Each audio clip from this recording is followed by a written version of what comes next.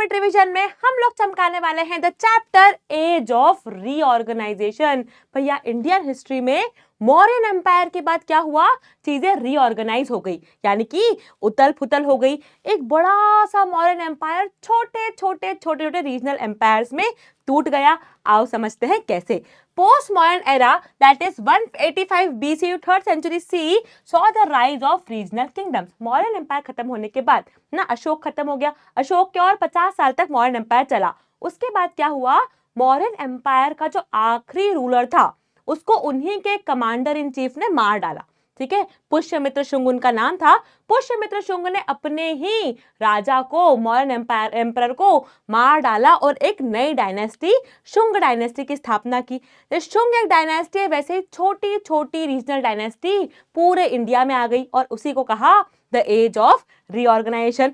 Foreign invasion है ना भाई, इंडिया में तो लोगों ने अपना कब्जा जमाया ही, बट बाहर के लोगों ने भी आके इंडिया पर आक्रमण कर दिया और छोटी छोटी dynasties, for example Shunga dynasty, Kushanas, Indo Greeks, Shakas, Satavahanas, Chedis and the trio, Chola Chera Pandya India में आ गए। और इन्हीं सभी छोटे छोटे एम्पायर्स को हम कहते हैं द एज ऑफ रीऑर्गेनाइजेशन। सबसे पहले बात करेंगे बेटा शुंग डायनेस्टी की। शुंग डायनेस्टी जिसको पुष्यमित्र शुंग ने अपने ही राजा लास्ट मॉडर्न एम्परर को मार के एस्टैब्लिश किया, उन्होंने भैया हमारे नॉर्थ सेंट्रल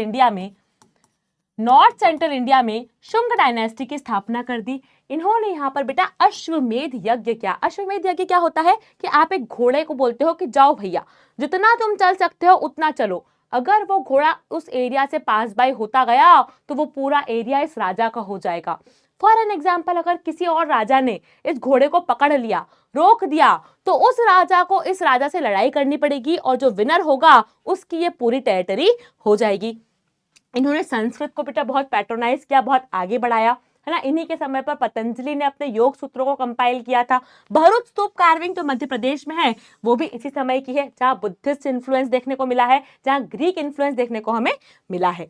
इसके बाद बात करेंगे सतवाहनास की, जो डेक्कन वाले रीजन पर, इस रीजन पर जिन्होंने राज किया आफ्टर द मौर्यन एम्पायर। इनका कैपिटल था बेटा अमरावती एंड प्रतिष्ठाना। यहाँ पर भाई ये बहुत बेहतरीन एम्पायर था, है ना। इट वॉज वन एम्पायर जिसके समय पर रोमन के साथ ट्रेडिंग हुई है। इनके समय ऐसे सिक्के मिले हैं बेटा जिनके ऊपर शिप बनी हुई है, मतलब इनका मैरिटाइम ट्रेड भी बहुत बढ़िया था। इनके जो राजा थे बेटा, इनके राजाओं के नाम इनकी मम्मियों के नाम पर रखे जाते थे। फॉर एग्जाम्पल, इनका एक राजा है गौतमी पुत्र सतकर्णी, है ना, मतलब गौतमी इनकी मम्मी का नाम है, इसी कारण इनका नाम क्या पड़ गया, गौतमी पुत्र सतकर्णी पड़ गया। यहाँ पर विमेन, है ना, महिलाओं को बहुत इंपॉर्टेंस दिया गया। यहाँ पर विडो, जो विधवा औरतें हैं, उनको भी यज्ञ वगैरह करने की परमिशन दी गई। तो इस समय भाई one of the best empire थे द सतवाहनास, है ना। कृष्णा गोदावरी रिवर इनके पास थी, इस कारण से एग्रीकल्चर बहुत बढ़िया हुआ। मैरिटाइम ट्रेड की है इन्होंने रोमन्स के साथ, जो हमें कॉइन से पता चला। बुद्धिस्ट, जैनिज्म एंड वैदिक ट्रेडिशंस को इन्होंने क्या किया है, सपोर्ट किया है। नानेघाट केव जो पुणे के पास में है, एंड करला केव से हमें इनके बारे में काफी जानकारी मिली है। किसके बारे में, the Satavahanas. Next are the Chedis. Chedis कौन से एरिया में है भैया, हमारे ईस्टर्न तरफ, है ना, जहां पर ओडिशा है, जहां कलिंग है। उस समय छेदीस के एक राजा खारावेला ने यहाँ पर छेदी डायनेस्टी को चलाया था। He was a follower of Jainism. ये याद रखना है कि जैनिज्म धर्म को फॉलो करते थे, बाकी दूसरे धर्म की तरफ भी इनका प्यार मोहब्बत इक्वल ही था। हातिम गुम्फा इंस्क्रिप्शन, इनके समय का हातिम गुम्फा इंस्क्रिप्शन बेटा है। और उदयगिरी खंडगिरी केव जो आप आज भी जाके देख सकते हो, ये भी इन्होंने बनवाई थी। किसके लिए, जैन साधुओं के लिए, यानी कि जैन मॉन्क्स के लिए। इसके बाद बात करें साउथ की, तो साउथ में अशोका के बाद नहीं, अशोका के पहले से चल रहा है trio, the Cholas, the Cheras and the Pandyas. इन तीनों में से बेटा चोलास वर ब्रिलियंट, है ना।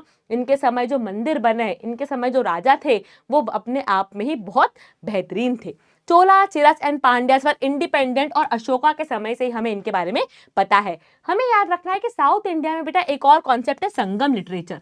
व्हाट इज संगम लिटरेचर, तो साउथ इंडिया के जितने भी पोएट्स थे, सब ने अपने, सब साथ में आए। संगम मतलब असेंबली ऑफ पोएट्स, सब लोग आपस में मिले और सब ने अपनी अपनी कविताएं, कहानियां, पोएम्स को मिलाकर एक पूरा लिटरेचर बनाया। उसे क्या कहा, Sangam literature. What is Sangam literature, it is a collection of all the poetries, है ना, all the poetries, all the stories of all the poets of south India. सबसे पहले बात करेंगे चोलास की। तो चोलास के बेटा एक बहुत बेहतरीन राजा थे करिकाला, करिकाला, जिन्होंने बेटा एक कल्लानी डैम या ग्रैंड एनिकट डैम बनाया। इट वॉज अ डैम जिसमें वाटर डाइवर्शन हुआ, है ना, नदी से, कावेरी नदी का जो पानी है वो कहाँ पर आ गया, चोला एम्पायर में आ गया। वाटर डाइवर्शन सिस्टम हुआ और इस कारण से चोला एम्पायर को राइस बोल ऑफ इंडिया भी कहते थे। इनका पुहार जो था एक मेजर पोर्ट था। चेरास इनका कैपिटल था वंजी। अच्छा, चोला का कैपिटल था थांजवुर, चोला का कैपिटल क्या था, थांजवुर। सिमिलरली चेरास की बात करूं जिनका कैपिटल क्या था बेटा, वंजी था। इन्होंने भी बहुत बढ़िया ट्रेड किया है, रोमन्स का ट्रेडिंग इन्होंने भी की है। पांड्यास जिनका कैपिटल था मदुरई, इनका भी बेटा एडमिनिस्ट्रेशन बहुत स्ट्रांग था एंड इनकी भी नेवल स्ट्रेंथ है ना, इन्होंने भी नेवी के थ्रू बहुत बढ़िया ट्रेडिंग साउथ इंडिया में की है। तो साउथ इंडिया के 3 एम्पायर थे, Cholas, Cheras, Pandyas. Among the 3 Cholas were very powerful. Cholas के एक राजा थे करिकाला, कंफ्यूज मत होना, छेदी के एक राजा हमने पढ़े थे खारावेला, छेदी के राजा थे खारावेला, है ना। चोलास के राजा थे करिकाला, है ना, करिकाला या करिकलन भी इन्हें बोलते थे। इन्होंने एक डैम बनाया है कल्लनई डैम या ग्रैंड एनिकट डैम, जो कि एक वाटर डाइवर्शन सिस्टम है जिससे कावेरी नदी का पानी जो है बेटा कहां पर आ गया, कहां पर आ गया, इन द चोला एम्पायर आ गया। लास्टली हम लोग बात करेंगे फॉरेन इन्वेशंस की। सबसे पहले बात करते हैं इंडो ग्रीक्स। कहां पर थे इंडो ग्रीक्स, यहां देखिए, this region was Indo Greeks. Indo Greek से खत्म होने के बाद यहाँ पर शाकास आ गए थे। इंडो ग्रीक्स कौन लोग थे, याद है, अलेक्जेंडर आया था इंडिया, है ना, पोरस की कहानी पड़ी थी। तो अलेक्जेंडर जब वापस चला गया तो उसके कुछ सत्रप्स, उसके कुछ लोग इंडिया में ही रह गए, उनको इंडिया ही पसंद आ गया। तो उन्होंने क्या किया बेटा, अपना कल्चर, ग्रीक कल्चर और इंडियन कल्चर को मिलाकर एक नई डायनेस्टी या एक नया एरिया का स्थापना किया और उसे क्या कह दिया, इंडो ग्रीक, है ना। They entered the north eastern India, north western India, introduce a mix of Greek Indian governance, ना, ग्रीक और इंडियन दोनों का वो था, मिक्सचर था, ठीक है, तभी इंडिया में टिक पाए। तो ये Greek as well as Indian दोनों गॉड्स की, दोनों लोगों को इन्होंने साथ में ले लेके चला।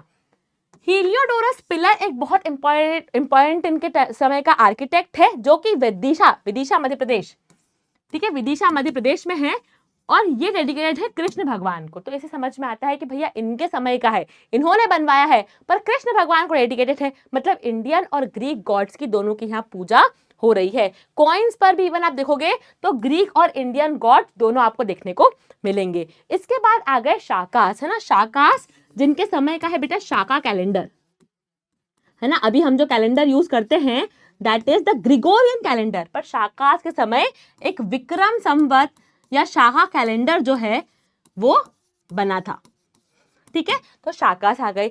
लास्टली बेटा द कुशनास, कुशनास कहां पर थे बेटा, सेंट्रल एशिया से नॉर्दर्न इंडिया में आए। देखो इंडिया बहुत बढ़िया था, है ना, सोने की चिड़िया था। तो नॉर्दर्न इंडिया से ये लोग कहां सेंट्रल एशिया से ये लोग कहां आ गए, नॉर्दर्न इंडिया में आ गए अराउंड 2nd सेंचुरी सी। इसके एक बहुत इंपॉर्टेंट रूलर है बेटा कनिष्क, है ना। कनिष्क जो बहुत इंपॉर्टेंट रूलर है, माना जाता है कि इन्हीं के समय सोने के सिक्कों की भी जो शुरुआत है वो इन्हीं के समय हुई। इनका एक हेडलेस स्टैच्यू बहुत फेमस है ना, एक स्टैच्यू है कनिष्क का, इसमें हेड नहीं है, that is again very famous, ठीक है। तो कनिष्क ने बुद्धिज्म को प्रमोट किया और सिल्क रूट के थ्रू ट्रेड किया। सिल्क रूट क्या है, तो पुराने समय में एक रूट था, है ना, एक पूरा एरिया था, एक पूरा रास्ता था जिससे बड़े बड़े लोग ट्रेड करते थे, है ना, बिजनेस करते थे, China, Europe, Africans, Indians, Asians, तो बहुत बड़े बड़े लोग उस रूट से ट्रेडिंग करते, बिजनेस करते। Kanishka was one of them.